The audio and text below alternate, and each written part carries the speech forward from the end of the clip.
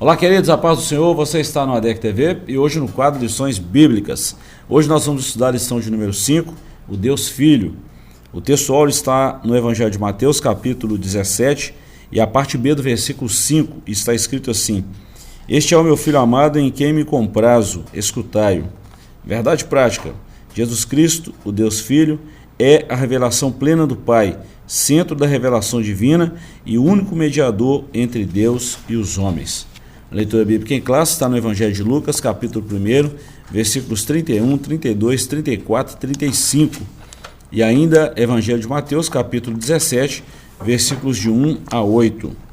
A nossa lição tem alguns objetivos e a gente sempre cita no início aí da nossa lição.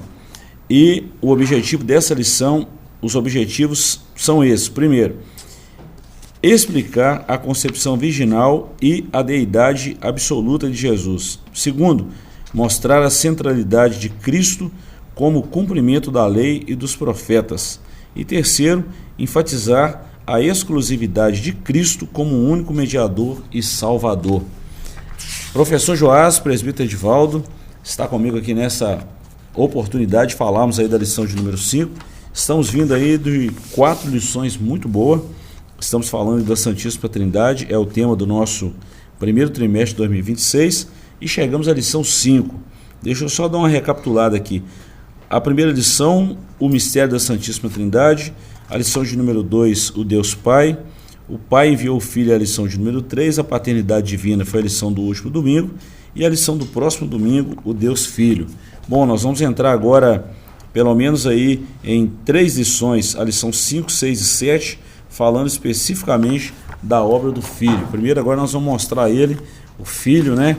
A encarnação do Verbo, Jesus sendo homem e também Deus. Então nós vamos começar agora a falar aí as próximas 3 lições, falando aí da obra do Filho. Lição boa, né, professor Joás, presbítero Edivaldo? Bem-vindo aí ao comentário de mais uma lição. Pois é, agora nós vamos falar do Deus Filho, né, a partir dessa lição.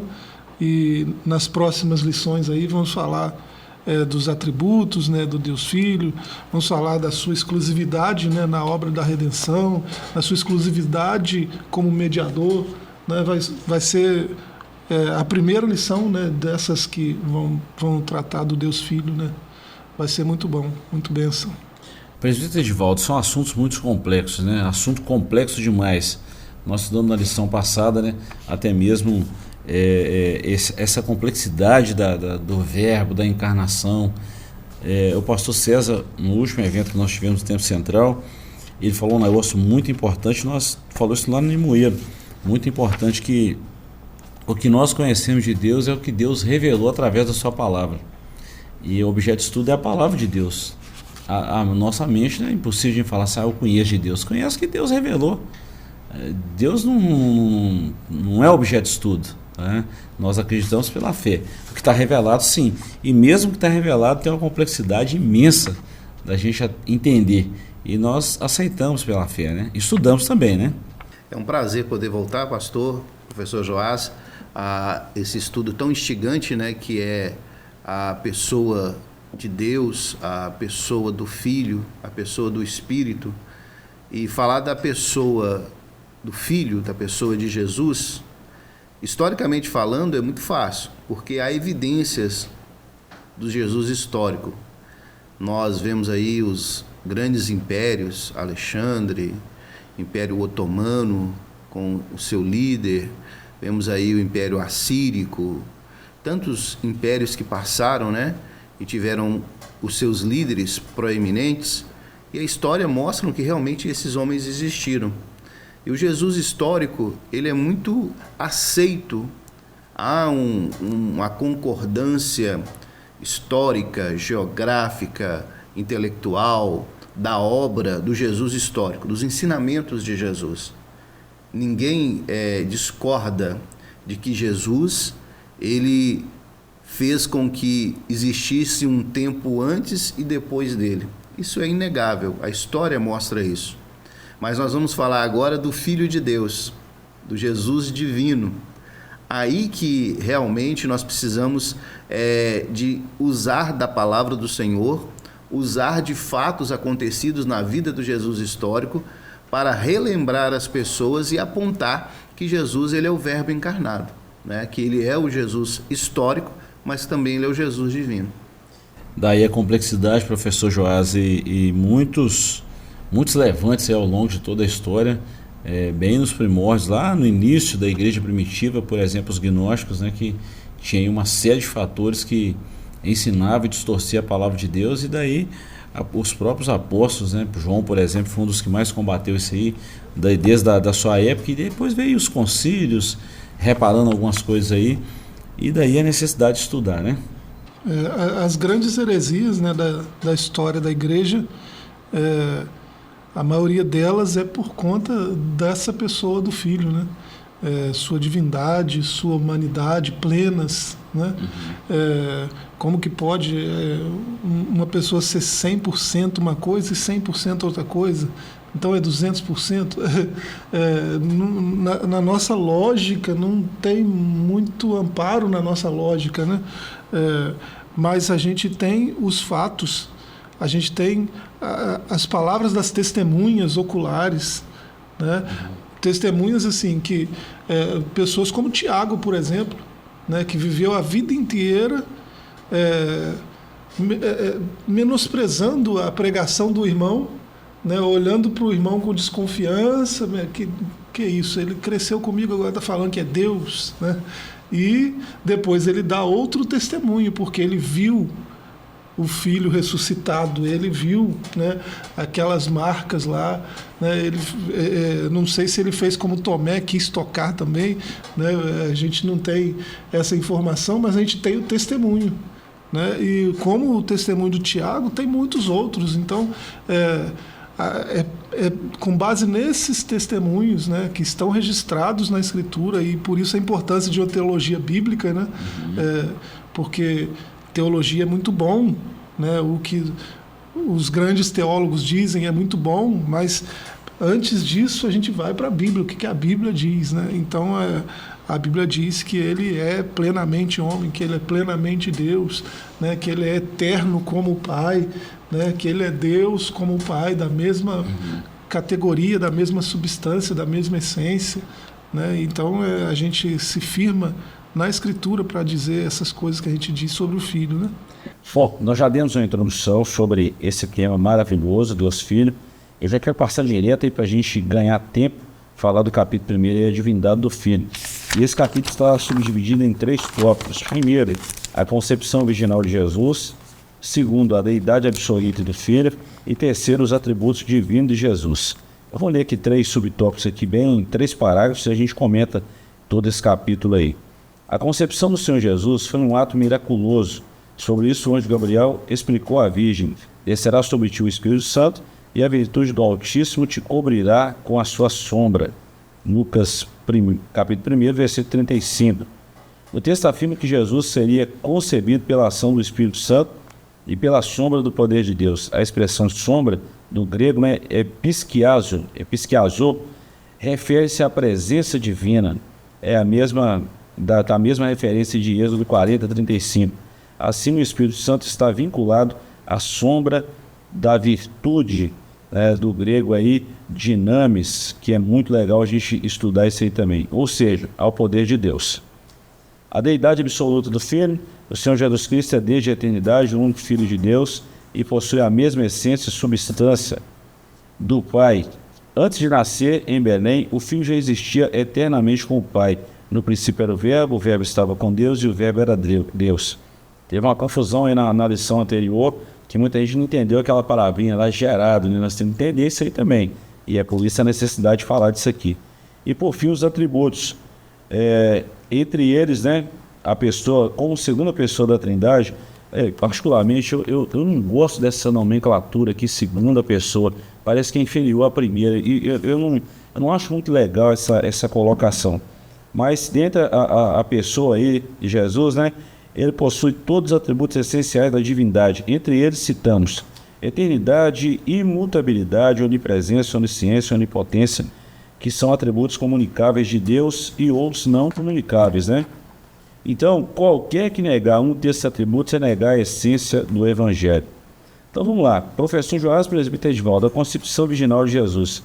Não há dúvida da promessa cumprida numa santa mulher de Deus, a irmã Maria.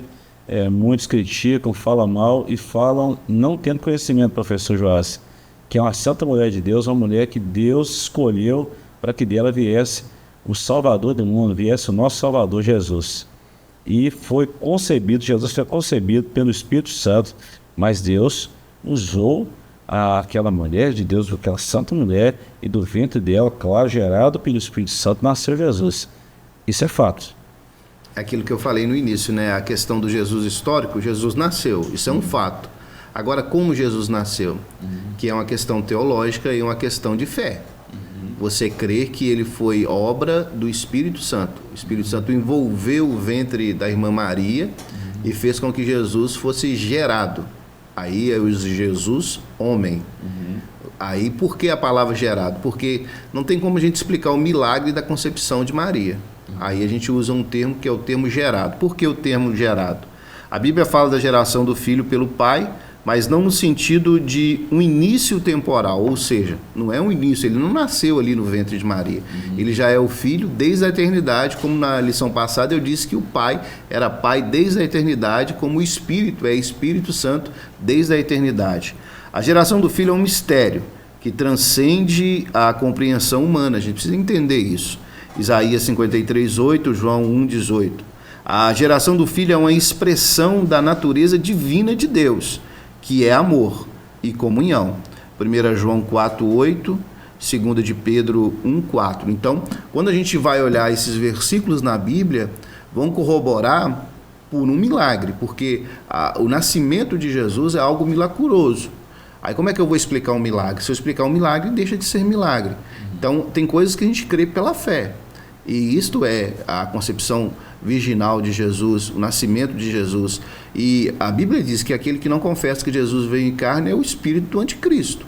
Então nós cremos que Jesus ele veio em carne. Também é um dos grandes segmentos, né, da filosofia da época de Jesus, querendo desfazer da sua divindade, mostrando que não pode habitar algo divino num corpo terreno, né? Então essas grandes discussões que houve é as mesmas que houve com a roupagem diferente nos dias de hoje. Verdade. Professor Joás, falar desse fato gerar, eu falei porque teve uma certa discussão aí dentre muitos irmãos que estudaram a lição de número 4. Esse termo é usado, né? Tem o texto de Hebreus 1:5, outro texto de Hebreus também, mas principalmente uma profecia de mais de 1000 anos, né? O Salmo 2 e o verso 7, tu és meu filho, hoje te gerei. No que se diz respeito o herdeiro do trono de Davi, ao nascimento. Jesus é Deus desde a eternidade com o Pai, o Verbo subsiste com o Pai, da mesma substância, da mesma natureza, da mesma essência, isso não tem que discutir. Mas quando se fala do nascimento, da encarnação do Verbo, aí sim, aí nós estamos falando desse ato que é um milagre, não tem como explicar isso aqui. É um milagre da Trindade, né? Exatamente. A gente teve uns trimestres passados, né? Parece que foi o primeiro trimestre do ano passado, não lembro bem, que foi só sobre a encarnação do Verbo. Né? O primeiro ou segundo trimestre do ano anterior. E a gente tratou bastante de todos esses assuntos aí concernentes ao Filho, né? Porque o trimestre inteiro tratou desse aspecto, né, da Trindade. E esse trimestre agora, com foco na Trindade em si, essa é a primeira de algumas lições em que a gente vai tratar da pessoa do Filho. Por mais que alguns termos sejam complicados, né, como gerado, né, o único gerado, como pessoa, né, o senhor falou aí, né, é complicado usar esses termos, né, primeira pessoa, segunda pessoa, terceira pessoa da Trindade. A própria palavra pessoa é uma palavra, na falta de outra melhor, se escolheu essa, né? Porque o português é um idioma dos mais complexos do mundo e tem também suas limitações, né? Então, dos primeiros concílios, aquela palavra hipóstase, né, foi trazida para nós como pessoa, mas é algo muito mais abrangente do que isso, né? Então essas coisas dificultam um pouco mais ainda a nossa compreensão do que seja a Trindade. Mas nesse momento aí da concepção virginal, a Trindade toda está em ação, né? Descerá sobre ti o Espírito Santo, né?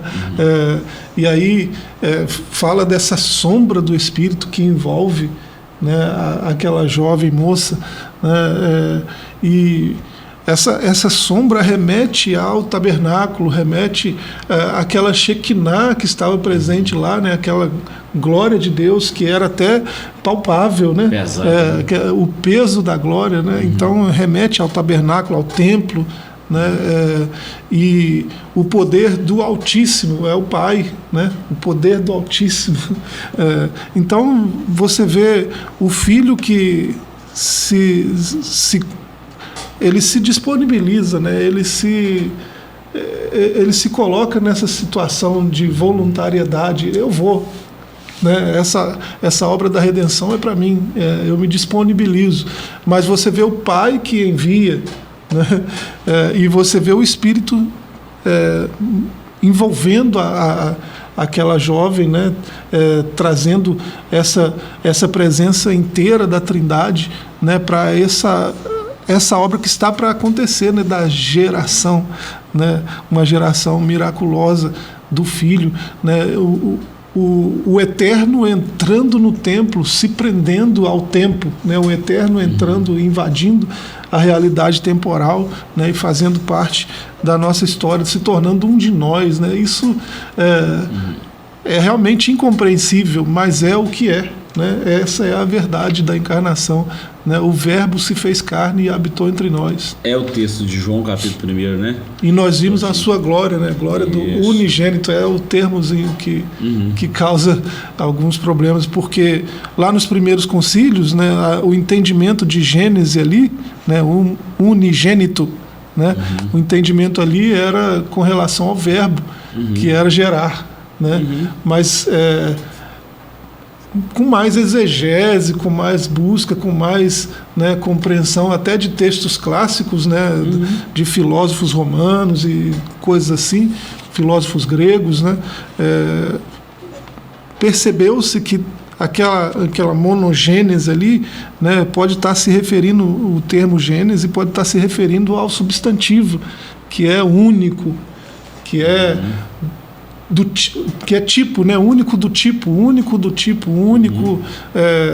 dessa substância, né? Dessa natureza, essência.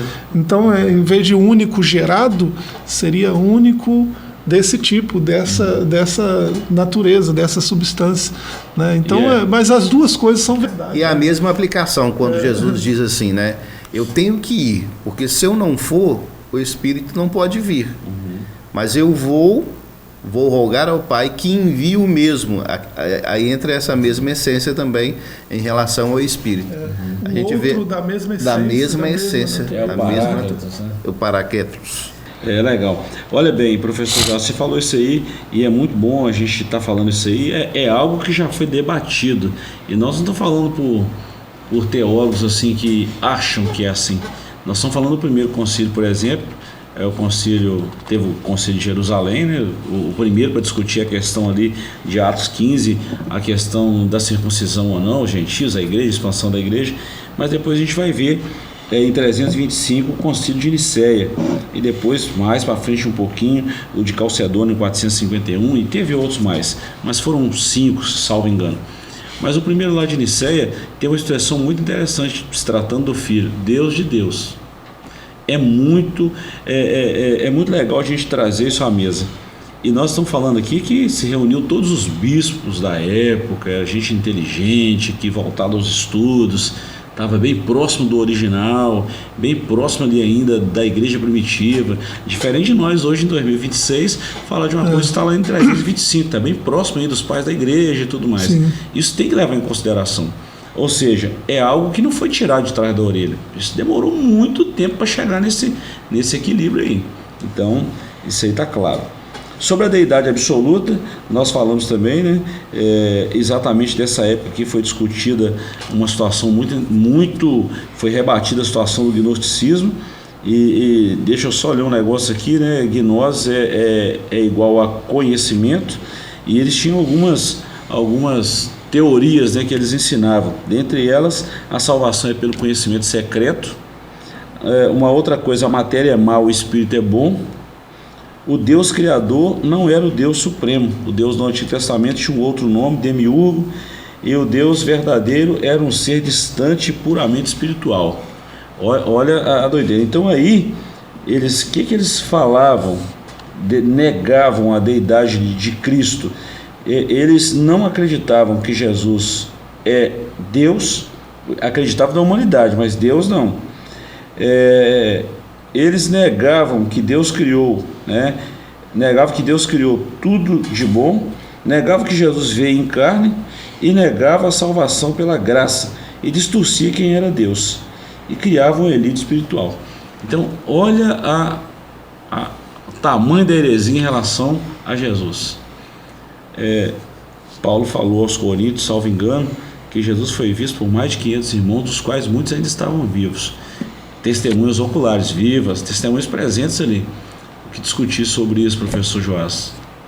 Não tem contra fatos, né? Vai argumentar como, né?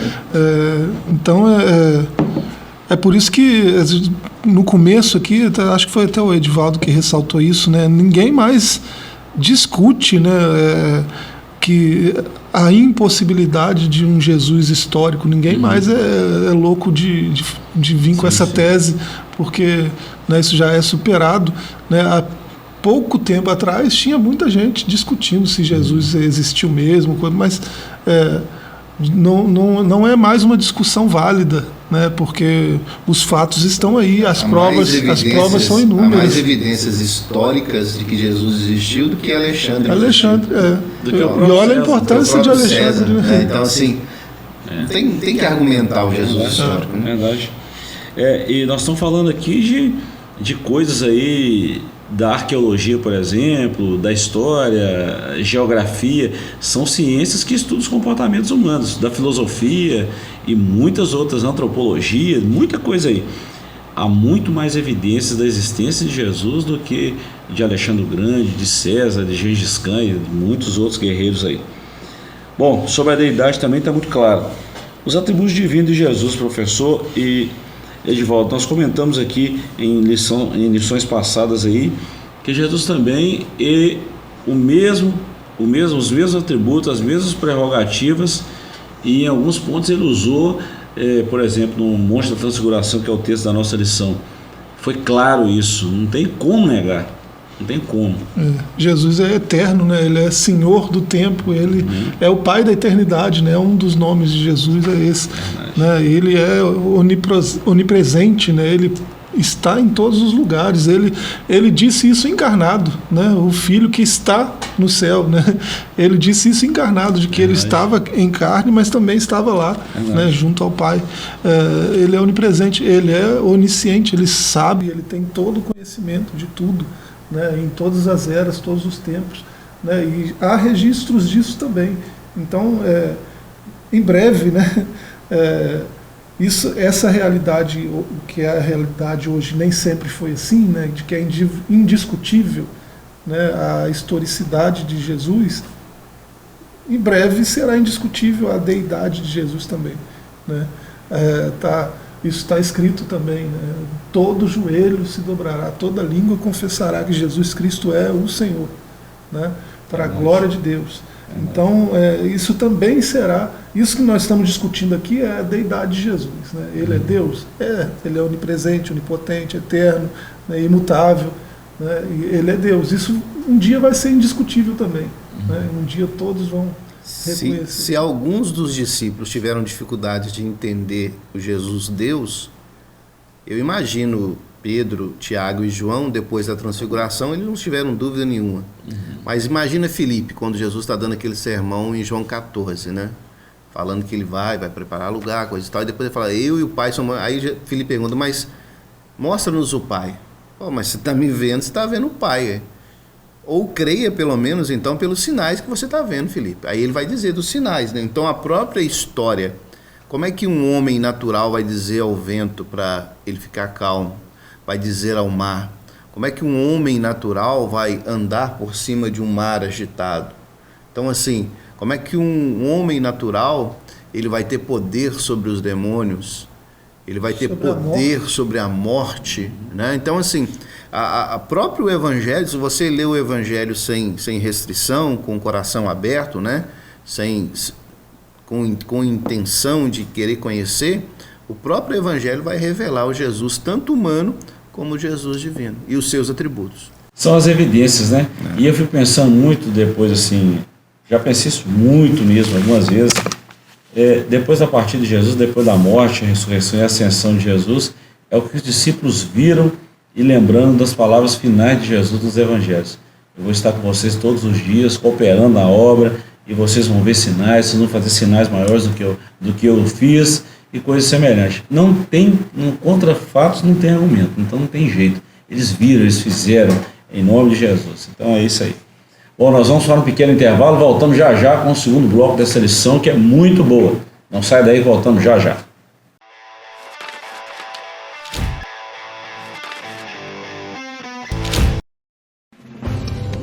Uma verdadeira história de fé, renúncia, desafios e conquistas. Você irá se emocionar e extrair lições extraordinárias da biografia de um dos mais expressivos líderes do movimento pentecostal no estado de Minas Gerais. Recomendada por influentes líderes cristãos. Adquira agora mesmo Ari Coelho, um legado de fé, e descubra detalhes de uma história de vida que pode transformar a sua. Um produto com a qualidade CPAD.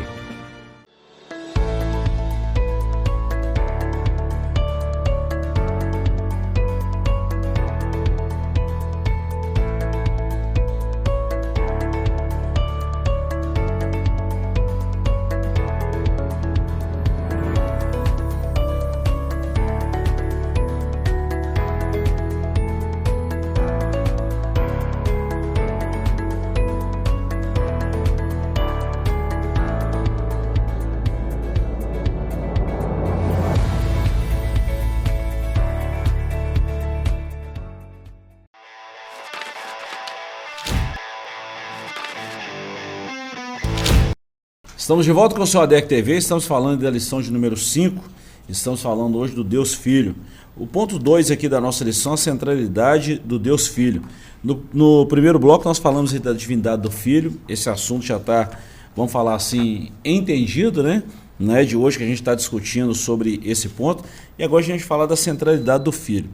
Bom, presbítero de volta, professor Joás, para a gente ganhar tempo, nós vamos falar aqui dessa centralidade do Filho em 3 subtópicos.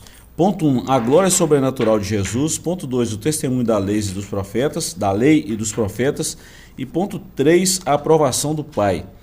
Sobre a glória sobrenatural, Pedro, Tiago e João acompanharam Jesus até um alto monte. Nesse local, Jesus transfigurou-se diante deles, e o seu rosto resplandeceu como o sol, e as suas vestes se tornaram brancas como a luz. Está em Mateus capítulo 17.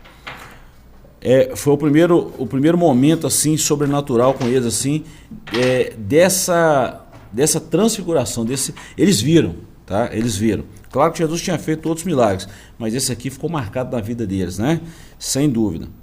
O testemunho da lei e dos profetas, toda a lei e todos os profetas convergem em Cristo, e disso nós não temos dúvidas. O professor Joás citou aí o tabernáculo, o Edivaldo citou aí um monte de passagem aí no Antigo Testamento que apontava para Cristo, que eram sombras.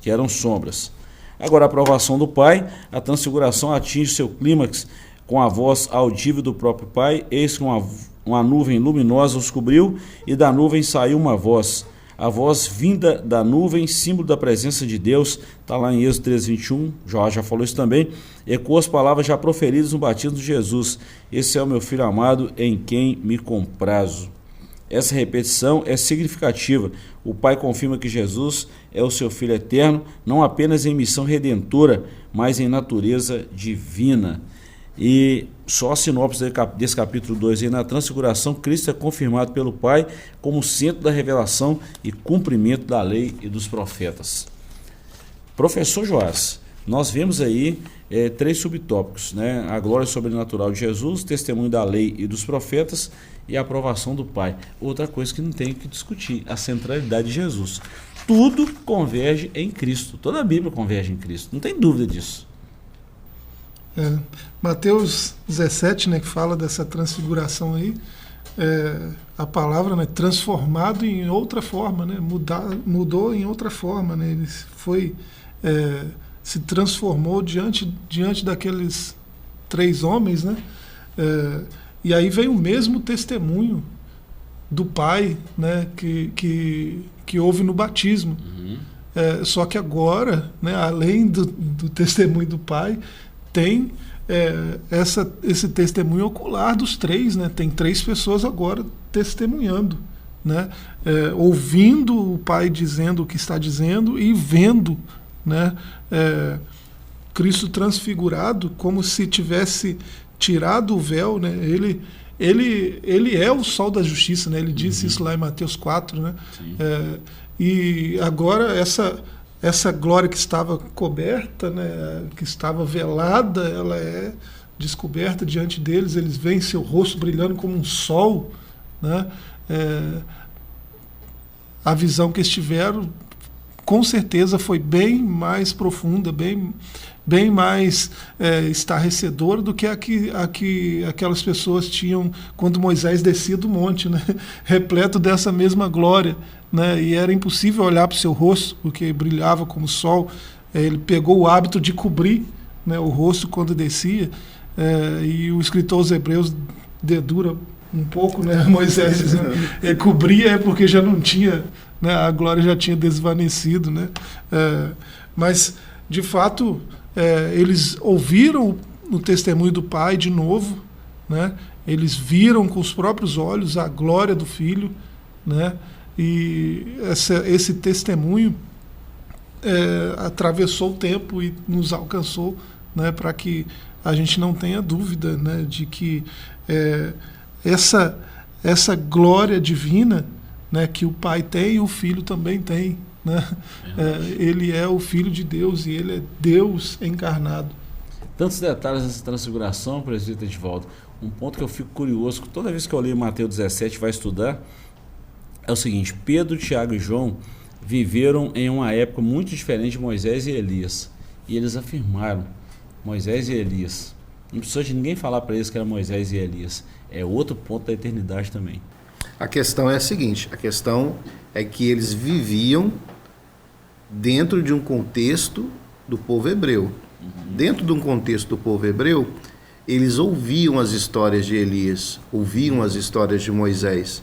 Eles eram estudados nisso, apesar de não com tanta profundidade quanto Paulo, que foi criado aos pés de Gamaliel, e tinha noção, né, de saber, mas eles tinham um conhecimento, ainda que um conhecimento secular, um conhecimento ainda de vivência, que nós chamamos de senso comum, mas o senso comum fez com que eles entendessem que um representava os profetas, que é Elias, o outro representava a lei, que é Moisés. E eu acho tão interessante porque a voz do Pai e a ordem do Pai é sempre a mesma e é a que todos nós devemos fazer. Escutai-o, ouça o que ele está dizendo. Então, assim, a base teológica, a base do conhecimento da divindade de Jesus é ele mesmo. Ouça o que ele fala. Porque eu acho tão interessante quando as pessoas estão ouvindo Jesus e elas dizem assim, olha, ele fala, mas não fala como os fariseus, não fala como os nossos mestres, porque ele fala com quem tem autoridade. Então até as palavras de Jesus eram palavras que só poderiam proceder do Pai, porque eram palavras divinas, eram palavras carregadas de autoridade. E ali nós vemos a delegação de autoridade. Por quê? Porque de repente Moisés se esvai, Elias se esvai, ou seja, a representação desses dois homens, porque também não é uma manifestação de espírito, muito pelo contrário, não é uma manifestação espiritual ali, mas sim uma manifestação de uma transição da lei para a graça, da antiga aliança para a nova aliança, para o Novo Testamento. E muito legal é o assunto que eles conversavam lá, né? Falavam sobre Cristo, sobre a ressurreição e tantas outras coisas. É o que serviu de testemunho para eles também. Nós estamos falando aqui exatamente dessa glória sobrenatural que homens comuns viveram. E está escrito para a gente. Está registrado para nós. Quando você lê Lucas 9:31, né, você vê que esse era o tema da conversa, né, que é a partida de Jesus para Jerusalém, o êxodo. Sim. O êxodo de Jesus. E Moisés e Elias estão dialogando com Jesus. A lei e os profetas dialogam com a graça, né, com a fonte de toda a graça. Né? Todo dom perfeito, toda boa dádiva, todo bom presente vem dele, Pai das luzes, né? Esse rosto que brilha como o sol, essas vestes que são como a própria luz, né? É com ele que há esse diálogo. E interessante a palavra do Pai que muda inverte toda a nossa lógica religiosa, né? Porque se eu visse Moisés e Elias, eu ia fazer igual Pedro, né? Não, vamos fazer uma cabana aqui, né? Fica aqui falando com a gente também, né? É o nosso ímpeto, né? De como seres religiosos, né? Mas aí a voz do Pai deixa bem claro, ouvi-o, né? Escutai-o, singular. Né? Tem 3 conversando aí. Qual desses 3 vocês devem ouvir? Né? Esse aqui, esse que está no centro. Né? É esse aqui que precisa ser ouvido. Né? Mateus 7, no final do Sermão do Monte, né? Mateus registra que isso depois de Jesus dizer várias vezes, né? Eu, porém, vos digo, né? Colocar sua autoridade sem trazer a autoridade de mais ninguém, sem dizer como dizem nossos sábios, sem dizer como dizia Hilel, como dizia Shammai, sem dizer ele, eu porém vos digo, né? A autoridade é a minha mesmo. Né? Os ouvintes ali ficaram assombrados, né? Ficaram assombrados com a autoridade com que ele falava. E é um assombro respeitoso, não é um assombro de medo, ou um assombro poxa vida, que doideira que ele está falando. Não, é um assombro de respeito, de reconhecimento, né? De autoridade, de reconhecimento, né? De autoridade, né? Ele não precisa de outra voz falar por ele, né? Então tem Moisés, Elias, lei e profeta, né? Conversando, né? E conversando com quem? Com ele, com o sol da justiça. Quem que deve ser ouvido? Né? Ele, né? O sol da justiça, o verbo encarnado. Muito bom. Bom, nosso tempo está chegando ao final aqui, professor. Essa lição é muito boa e a gente está assim fazendo um resumão aqui do que vamos estudar no próximo domingo. Inclusive eu quero te convidar a estar com a gente em qualquer uma das nossas igrejas. Próximo domingo de 8 às 10 da manhã é a nossa EBD e você é o nosso convidado. Na nossa leitura diária, eu gosto sempre de ler, fazer essa leitura diária, é muito bom. Na leitura de quinta-feira, o Filho como revelação suprema. Na de sexta, Cristo é o único caminho de salvação. E no de sábado, Cristo é exaltado acima de todo nome. É muito interessante essa de quinta-feira, o Filho como revelação suprema, né? Que Cristo é a expressão exata de Deus. E o escritor aos Hebreus já falava sobre isso. Bom, pessoal, para a gente terminar a nossa lição aqui, nós temos aqui 3 subtópicos no capítulo 3, a missão redentora do Filho. Nós não vamos ter como ler, mas vamos pelo menos citar. O Filho como revelação suprema, a exclusividade de Cristo na redenção e o aprendizado pela experiência. A sinopse do capítulo 3 é a seguinte: Cristo é o único mediador e salvador. Sua missão redentora é exclusiva e plenamente suficiente. Enquanto na lei de Moisés você tinha lá o holocausto, você tinha sacrifício, você tinha oferta de cereais, você tinha os 2 bodes lá, que era um da expiação, o outro é o bode emissário, e você tinha uma série de figuras ali. Em Cristo toda a lei, todos os profetas se convergiu e ele cumpriu tudo, e para todos essa obra gloriosa da redenção. É a expressão, a revelação suprema de Deus para nós. Eu acho interessante, e a Igreja Católica colocou isso bem patente para os irmãos católicos poderem reconhecer, que só há um mediador, a saber, Jesus Cristo. Ele é o único mediador. A ideia que se tinha de Maria como mediadora, agora tornou-se claro para os cristãos católicos que ela não é, né? Então, assim, a ideia que se tem de mediador, até para as pessoas que fazem parte do catolicismo, elas devem entender que só há um mediador, Cristo Jesus, né? Então, assim, olha que coisa interessante, a própria igreja reconhecendo algo que nós cristãos sempre pregamos, ensinamos e falamos há tanto tempo, né? É muito interessante essa missão redentora do Filho, professor, porque ele veio com essa missão, com essa obra sobre si, né? E a gente vê tudo isso aí, e para a gente fechar aqui esse aprendizado pela experiência, é o que eu falei aqui, os discípulos depois da ascensão de Jesus, aí eles vivenciaram isso de perto, eles tiveram uma experiência vivida, uma experiência na pele, e mudou toda a visão deles, tá? A gente vê Pedro antes de Jesus, vê Pedro durante o ministério de Jesus e vê o Pedro depois do batismo com o Espírito Santo, depois de Atos 2 ali. A contemplação, isso é uma coisa que a gente viu na lição passada também, né? Vimos e testificamos, né? O apóstolo, na primeira carta, né, 1 João, ele fala disso, de ver e testificar. A contemplação do Filho, né, ela sempre vai levar a esse testemunho mais vivo, né, mais poderoso de quem ele é, né? Quanto mais a gente passa tempo, né, contemplando o Filho, vimos, né, aquilo que vimos, contemplar o Filho, e é possível hoje, né, contemplar o Filho naqueles momentos de prática devocional, onde você abre e ouve as palavras dele, né? Isso é uma contemplação dele, né? Isso é ver quem ele é, né? Aqueles momentos devocionais em que, ouvindo essa palavra dele, você conversa com ele em oração também, isso também é contemplação do Filho.